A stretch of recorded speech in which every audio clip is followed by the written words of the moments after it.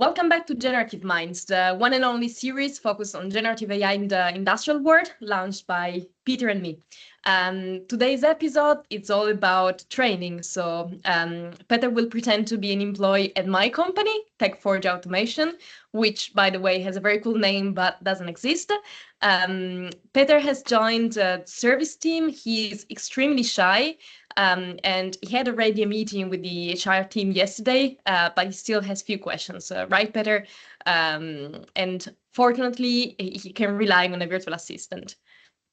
Exactly. And that is one of our use case areas, basically, which we already posted about. Yeah, the list, it was one of the most popular ones, which we want to discuss.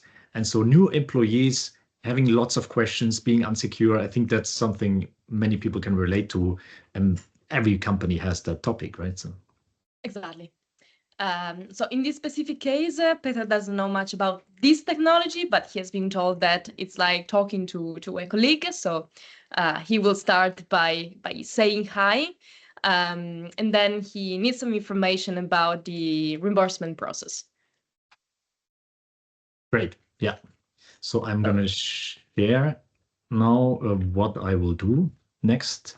And fortunately, I have this tool. So what I'm going to do is that I just post my questions for you to save some time. I just pre-wrote it and copy-paste it. But it's basically that I'm a new employee and I want to learn about expense reimbursement. And there's this platform Fluida, which I don't know about, actually, in truth. So what I would like to know, obviously, how can I reach Fluida as a platform where I get more information or where I can then manage my request? And obviously, generative AI kind of brings together all of these information. And I said, well, great. It gives me that information as well. So I don't need to reach out again to colleagues. I can just ask it for the link. So that's great. But also kind of what else is possible, not only access, but also kind of questions and testing your knowledge. Testing my knowledge for training topics. And also, I mean, talking from a management perspective, I think it's also good to be able to test the knowledge of new employees, because sometimes it's just not the right match, right? And we need to be honest about that. And then there could be, based on something like this, which I would not be able to answer at the moment, I do admit. You could then also take some decisions. And I think there are different tools and possibilities. This is explicit knowledge, which is available in the company, links and documents. But I think also what is really interesting to think about company culture, about implicit knowledge. So this is something that I want to promote a lot. Therefore, I would already jump to our next example. Go ahead. This is basically my digital representation. Yeah, so this is just an idea of representing somebody digitally. I have also some clients now who said basically the CEO is this representation. And this AI is trained with some principles, like how do we do the things around here? And it basically gives an introduction. It's in German, therefore I jump over that. But kind of Wilson is great for answering all these explicit questions because it has access to external knowledge bases. But how about if you have kind of a question which is not that clear? For example, I have some relevant information, maybe from my past, maybe I encountered that, I know about a different department. How should I clarify that? And what basically then, what? That's tricky. Yeah. It's a great question. It is, because there are kind of two ways how to manage that. Yeah, in some companies, you always need to adhere to the hierarchies. Yeah, you first need to talk to your manager, to your boss, and only then you're allowed to talk to other departments. Yeah, if you overstep that boundary, otherwise, the manager is upset because, hey, how could you reach out to somebody else without informing me? In my case, I said to my twin, and everybody can do this his own way, well, direct communication is key. So you can reach out in my company to anybody directly without being necessarily that you need to inform your manager to talk to your boss's boss. And this is something which companies need to clarify. And there are many different areas where such clarifications can happen. For new employees coming back, I think this is really interesting because they have a lot of questions and don't know how it's done around here. right? Definitely, definitely. And that's very interesting because also in my past, when I was younger at university and I was still a little intern, I experienced exactly that. So I wanted to talk to a person of another department. And since I'm a very direct person, I went directly to this colleague and I've been scolded badly.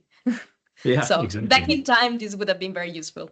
Yeah, and the good thing about these AIs, they're always available, and you can ask really stupid questions. And we have also an overview of some use cases for AI employee onboarding. What do you say? Should I just run through, or do you Yeah, have let's some let's inputs to run that? through, but we can also refer to the two virtual assistants that we've seen just now. So, for example, if we talk about personalized experiences, we've seen in the very first example that the virtual assistant was referring directly to Peter. So the HR team could, for example, also upload some information like how many days of holidays a person has left, that of course the others cannot access. So you have a very personalized experience on yourself. Exactly. And also this onboarding. I mean, in my Mhm. past, also we created such an onboarding package, and I did it, yeah, because I don't know, it was just not available for that type of team and setup.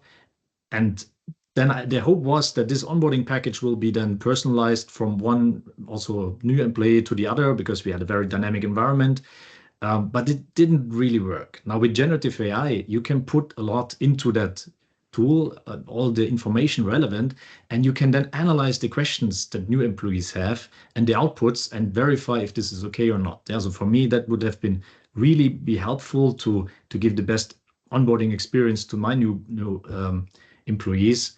So I think this is really a good example. The chatbots we already discussed. Basically, that's what we demonstrated.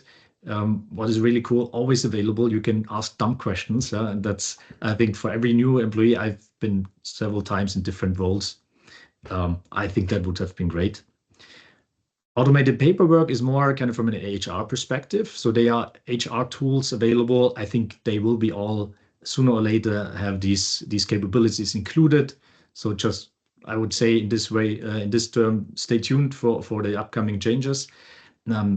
Data-driven check-ins I like because that's kind of when you have lots of new employees, it's always difficult to say, well, where is he standing currently? Yeah, so there should be some milestones where you reach out as a manager again to your employees, and also they should be at some point in time maybe say, "Hey, I'm all good," or "I have all the tools I need," or "I have some feedback which is not so good," and this could be done automatically with such an AI, and this also being prompted.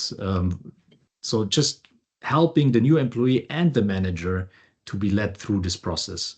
I think that's Also, for good. example, how many certifications they've run so far. So maybe there is a list. I had also in the previous company I was working for, a list of certifications I had to go through.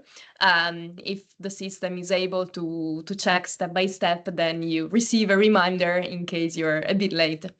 Yeah, exactly. And this can all be facilitated, I think, even in such big corporations where I was part of. Lots of processes, but just to have an overview of what comes next and else, and to adopt it to the respective case, it's can be really a challenge. And also feedback. I mean, it's great, of course, to talk to the people, and that's, I think, an important point. Yeah, some people always think black and white. They say, well, but an AI should not do the onboarding. It's kind of people relations that should be important. Of course, yeah. So it will not abolish kind of the interaction between people. It will just facilitate things, and that I think is important to understand. It's not black or white, AI or people, but it's just the combination which is attractive, and this feedback that you can always provide employees the possibility to give feedback. Sometimes it would be too much to analyze, but an AI could then very easily analyze the joint feedback and get the themes out of that, uh, create personalized learning paths. That's, I think, is really good. And translations for international knowledge bases is interesting. And the quizzes we already, Margareta, you We've done already it as prepared well. them. Exactly. Exactly. So I would say that's all for today. See you in the next episode and bye bye. Bye bye.